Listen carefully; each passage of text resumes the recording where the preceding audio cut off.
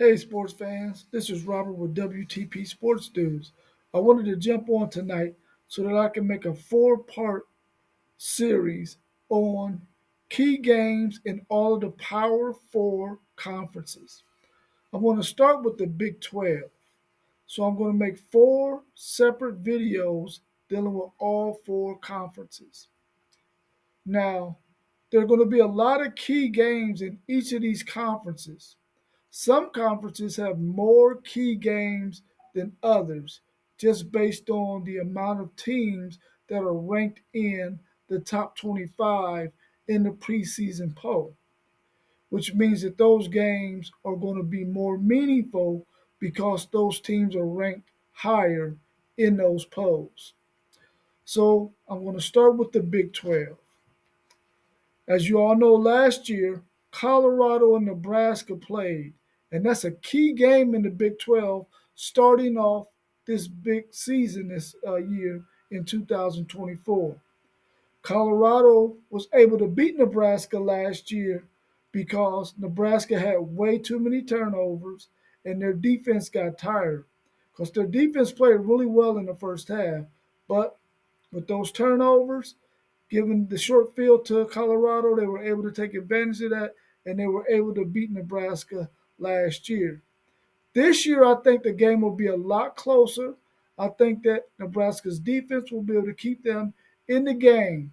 It's really going to depend on what that freshman quarterback can do in that game to pull out a victory for Nebraska. But I think it's going to be very close. But I also know that it's going to be a key game to both of those teams' season to start them off on the right foot. The next game I want to mention is Utah at Oklahoma State. This game is going to be critical because Oklahoma State is probably going to sit their star running back because of the little bit of trouble he got in the offseason. If Ollie Gordon does not play in that game, a game where Utah plays a physical style of football, there's probably a chance that Oklahoma State is going to lose that game and lose it probably convincingly without Ollie Gordon in that backfield. So I think that Utah will probably win that game, and that's a very key game early in the season in the Big 12. Another huge game in the Big 12 is Oklahoma State at Kansas State. And anybody who follows Big 12 football know that whenever you got to go to Manhattan, Kansas is tough. And they're a hard team to beat at home. That's going to be another critical game in the Big 12 conference early in the season. So hopefully whoever wins that game can put themselves in prime position to try to contend for the Big 12 championship. The next game I want to mention is Kansas State and Colorado. Whoever wins that game is probably going to be the front runner at that point in that conference if they are both undefeated, because that's a critical game about midway through the season. So that's going to be a critical game on both of those teams' schedule.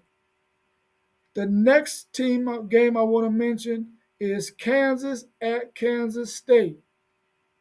That game again, that game also is going to be in Manhattan, Kansas. Even though they both play in the same state, it's a totally different type of fan base when you got to go to Manhattan. And they're going to be up for that challenge, and it's going to be a very good game. But Kansas is one of those teams. I think that if that quarterback Daniels plays all season and stays healthy, they're probably going to be the hardest team to beat because with that wide open offensive style, they can score a lot of points. It's going to be on their defense to hold teams down under 24 points a game in order for them to win consistently. Another key game is Utah at Colorado.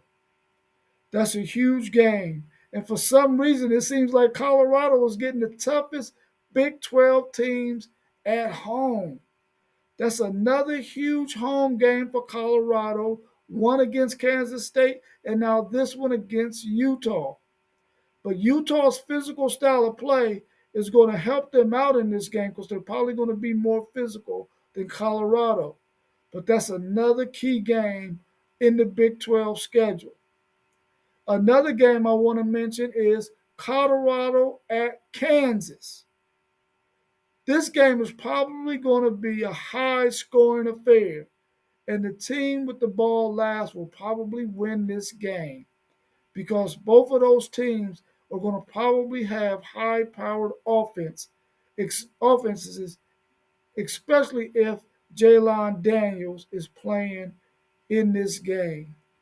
As long as he stays healthy, they're going to put up a lot of points because he is very, very, very good at that quarterback position. The next game I want to mention is Oklahoma State at Colorado. Wow, how could Colorado get in the Big 12 and get three huge home games against these three powerful teams in the Big 12? Kansas State, Utah, and Oklahoma State all at home? Deion Sanders, what did you do to get that, bro? What did you do to get that?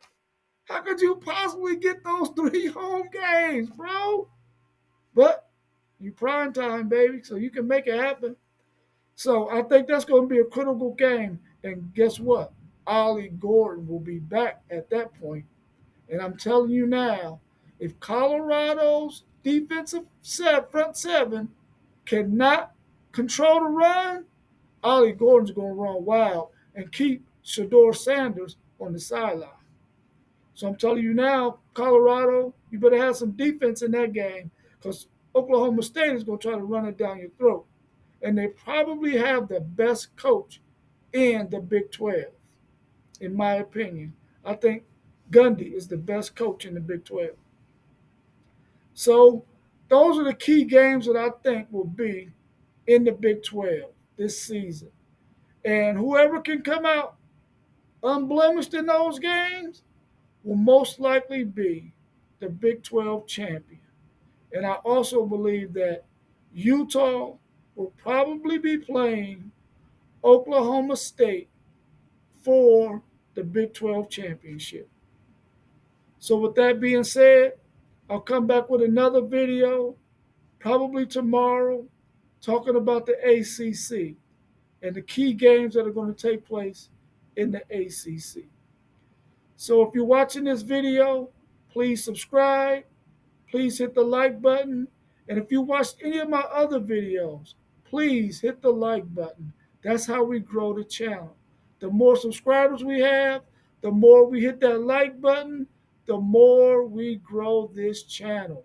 And we want to grow this channel to be so large that we can put out more and more and more content and get better and better and better equipment.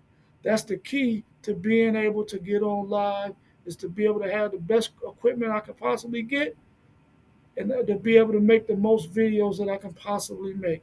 But that all depends on how much people I get to subscribe and how many people like the videos. So without any further ado, hook 'em!